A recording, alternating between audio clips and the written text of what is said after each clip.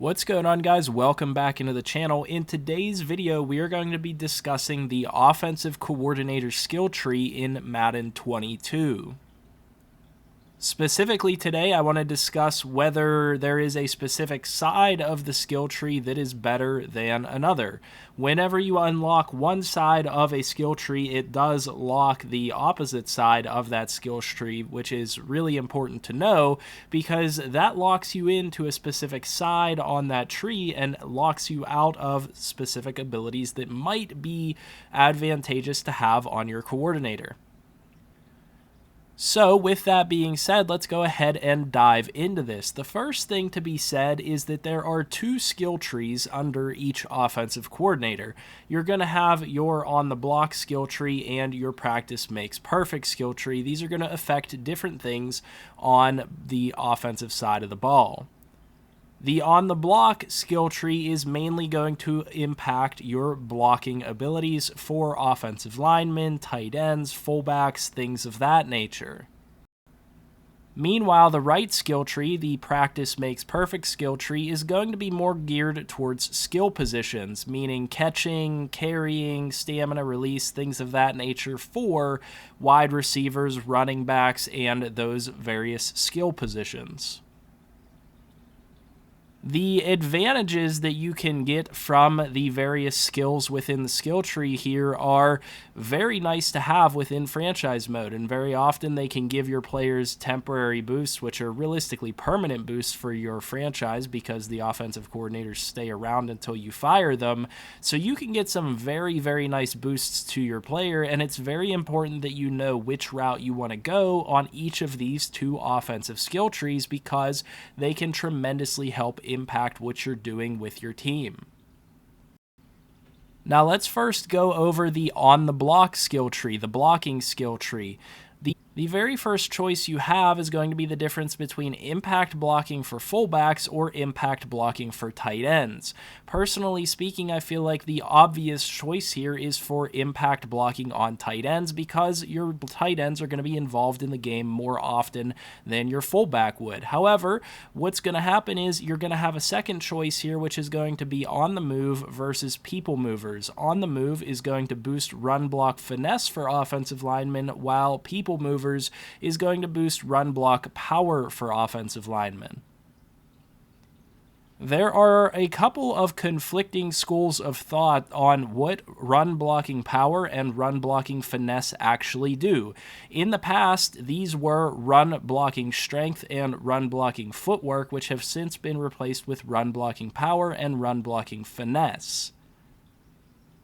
What run blocking strength and run blocking footwork used to mean were very clear. However, now we have run blocking power and run blocking finesse, and some think that they represent the same thing, meaning a player's ability to have good footwork in run blocking and a player's ability to be strong on their run blocks. Meanwhile, the other school of thought is that run block power is power blocking for power plays within the game, while finesse blocking is going to be zone plays and things of that nature. So, depending on which type of school of thought you fall into can influence whether you feel that the run block finesse or run block power is going to be more important for your team.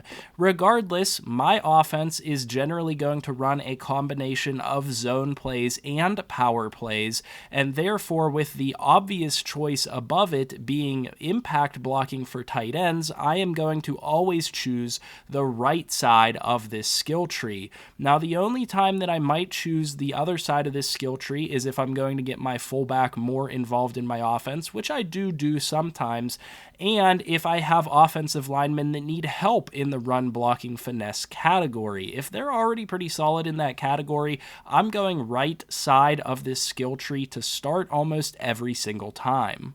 You then don't get a choice, but you can buy on an island, which is pass blocking for tight ends, which is not super useful, but it can be useful. And then you have the option to select true grinders or film junkies, which is going to be boost impact blocking for wide receivers or boost awareness for offensive linemen.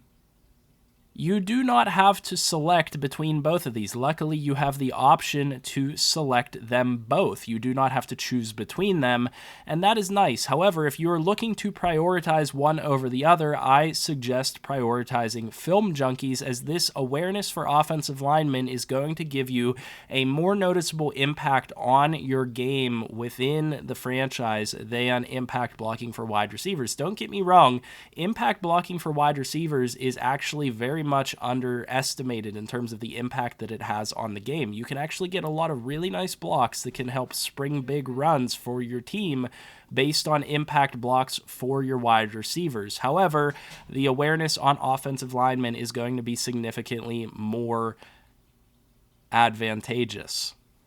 And then finally is going to be the weight room trait, which is going to boost the strength rating for offensive linemen by 4. You're obviously going to want to try to work down to that, because they have said for a while that strength does factor into an offensive lineman's ability to get onto and hold their blocks within Madden. So I highly suggest you work down towards weight room. And to be honest with you, I suggest in most franchises that you work on this skill tree prior to working on the other skill trees. This is going to be one of the most advantageous skill trees to have. And if you guys watched any of my Pittsburgh Steelers franchise or any of the franchises that I had up from Madden 22, the reason that I can have a lot of success with those teams that aren't very good is because I prioritize the blocking skill tree.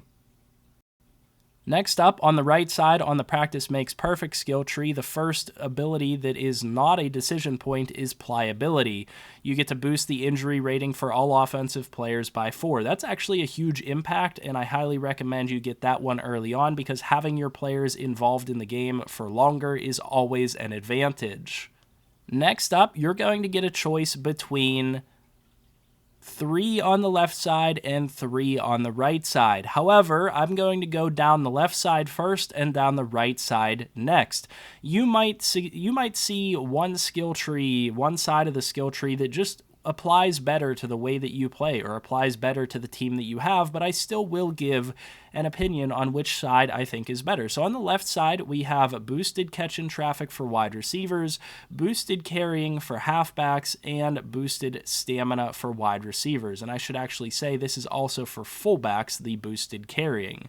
On the right side of the tree, we have boosted catch and traffic for tight ends, boosted carrying for quarterbacks, and boosted stamina for quarterback, halfback, and fullback. Now, right off the bat, I feel that most people would take a look at the left side of this skill tree and probably pick this one. Most people would see the catch and traffic for wide receivers, additional carrying for halfbacks and fullbacks, and stamina for wide receivers and tight ends as a huge benefit to their team. However, my argument is that the right side of this skill tree is significantly better than the left side of this skill tree. The thing that you have to take into account that is the biggest difference for me is the boosted stamina for wide receivers versus boosted stamina for quarterback, halfback, and fullback. Boosted stamina for wide receivers is almost never a factor. Wide receivers within the game almost always have 90 to 99 stamina, and they hardly, if ever, come off the field. However, with the fatigue system within franchise mode now, as well as what your settings are within your franchises, whether you're running even further fatigue, higher fatigue numbers like our franchises do to simulate more realism, whether you have it set so backups have to come into the game more, boosting stamina for quarterbacks, running backs, and fullbacks is super, super important.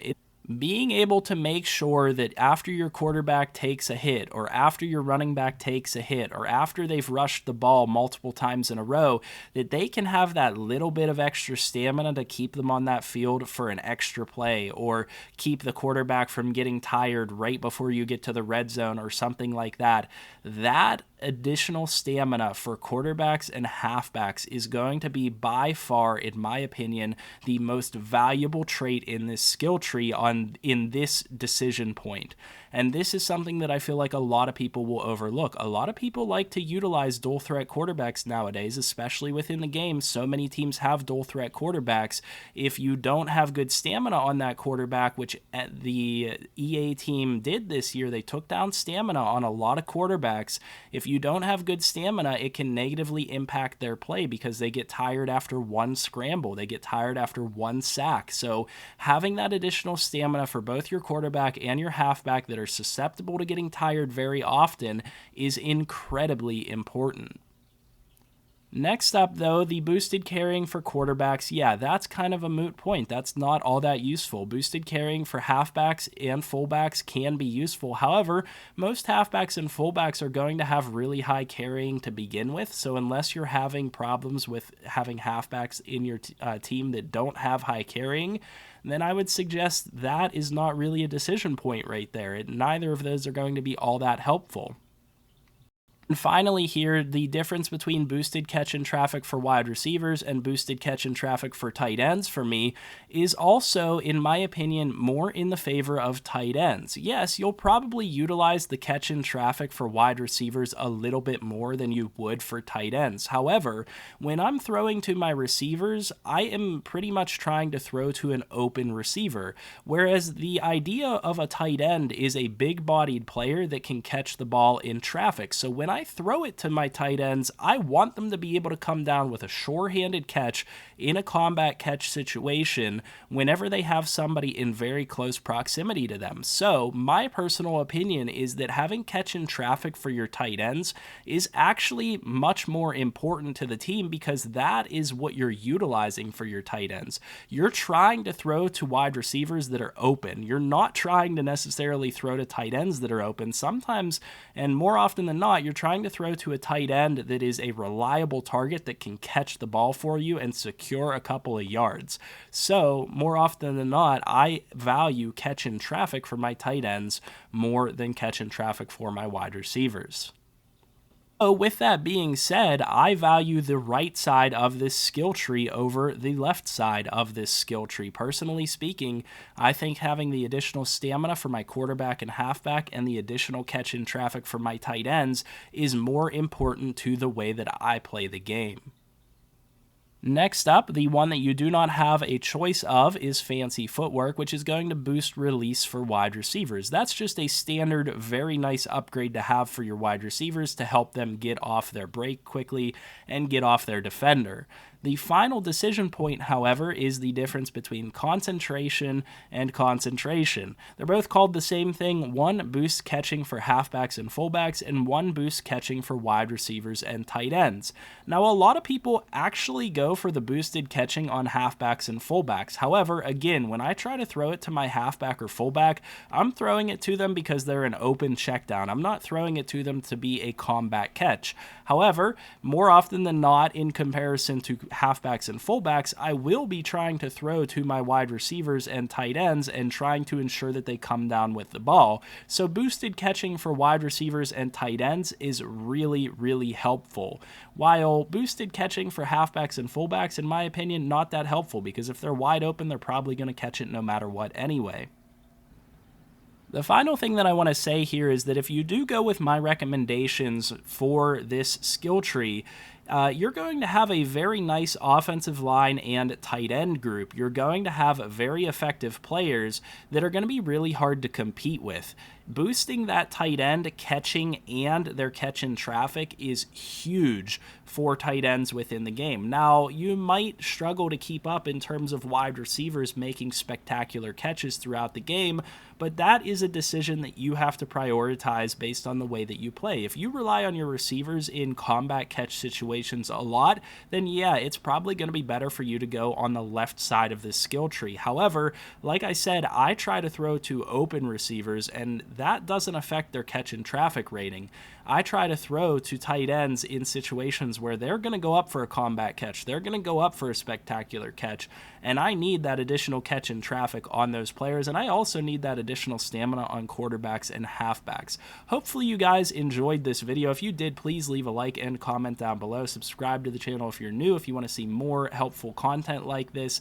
Like I said, these are just my recommendations and the way that I target the offensive coordinator skill tree and the way that I go after it, the way that I try to spend my points. I think that this has been a very effective formula for me this year. It has resulted in a lot of wins and a lot of better gameplay from my offense based on this combination. So, like I said, hopefully you found this information useful. If you did, please leave a like on the video. As I said, leave all that feedback down below. I'll see you guys in the next one, and I hope you have a good one.